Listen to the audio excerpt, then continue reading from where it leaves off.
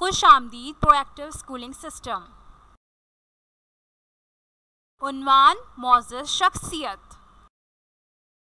प्यारे बच्चों, आज हम आपको बहुत ही मौजूद शख्सियत के बारे में बताएंगे, लेकिन उससे पहले आप ये वीडियो ज़रूर देखें, तब आप यकीनन जान जाएंगे कि ये मौजूद शख्सियत कौन है।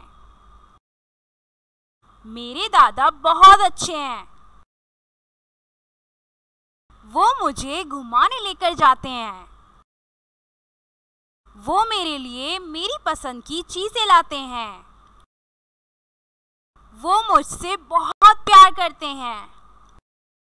तो प्यारे बच्चों, आपने देखा वो मौजूद शख्सियत कौन है? जी हाँ, वो मौजूद शख्सियत हमारे प्यारे दादा जान हैं। नंबर 1, मेरे दादा का नाम डैश है। नंबर 2, वो मुझे डैश लेकर जाते हैं, घुमाने या खिलाने।